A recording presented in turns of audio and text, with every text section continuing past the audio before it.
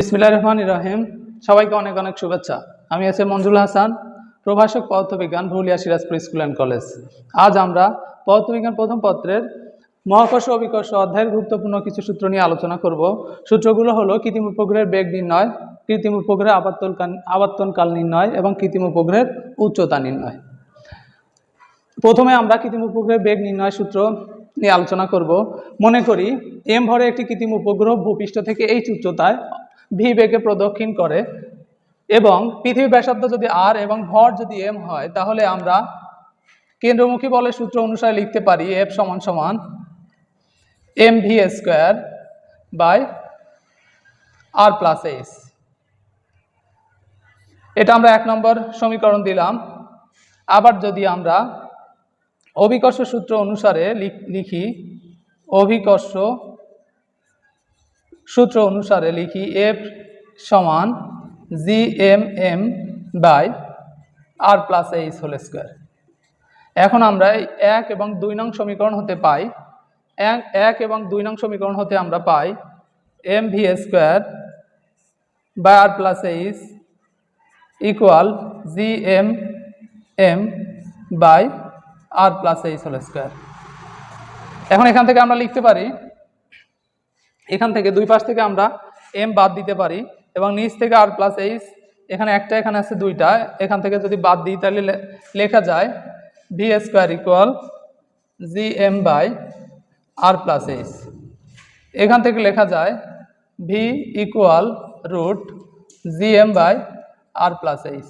এটি হচ্ছে আমাদের কৃত্রিম উপগ্রহের বেগ নির্ণয় সূত্র। কৃত্রিম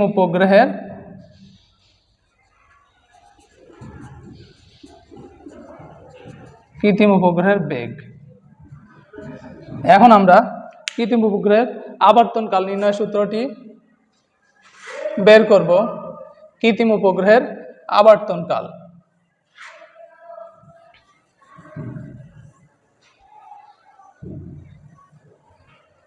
কৃত্রিম উপগ্রহের আবর্তনকাল নির্ণয়ের জন্য আমরা লিখতে পারি, আমরা জানি ভি সমান omega R.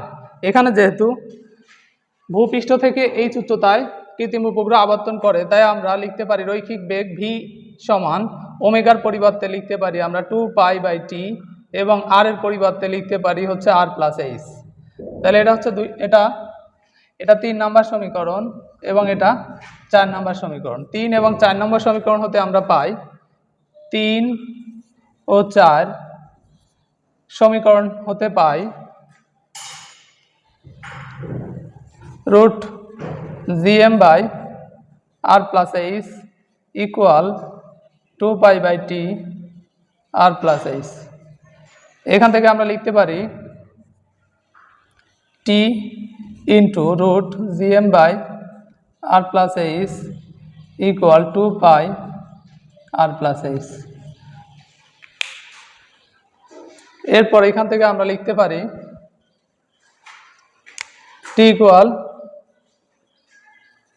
2π into R plus H by root G M by R plus H. এরপরে আমরা লিখতে পারি 2π R plus H into root R plus H by G M. এটি হচ্ছে কৃত্রিম উপগ্রহের আবর্তনকাল নির্ণয় সূত্র। এটি হচ্ছে কৃত্রিম উপগ্রহের আবর্তনকাল নির্ণয় সূত্র।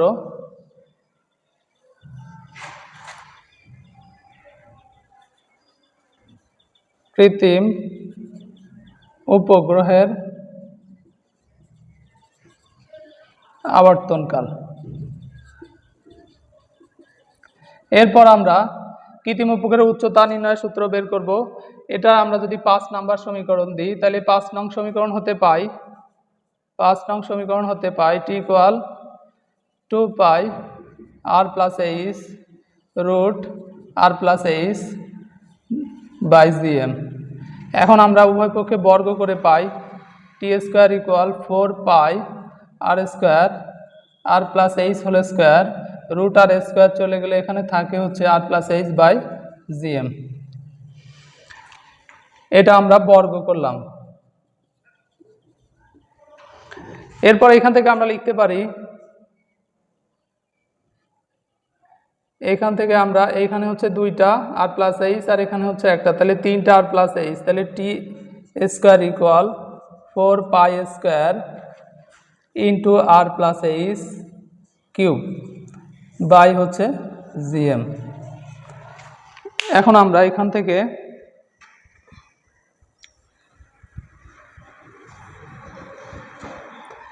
থেকে লিখতে পারি GM T square equal 4 pi square R plus H cube.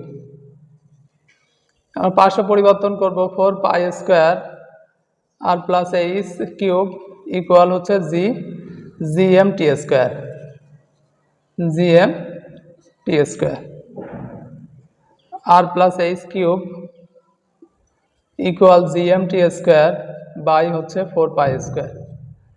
এখন এই পাশের কিউটা ওই পাশে যদি চলে যায় তাহলে লেখা যায় GM T square by 4 pi square 1/3। এখন এই পাশের এইচটা রেখে যদি আরটা ওই পাশে দিই তাহলে লেখা যায়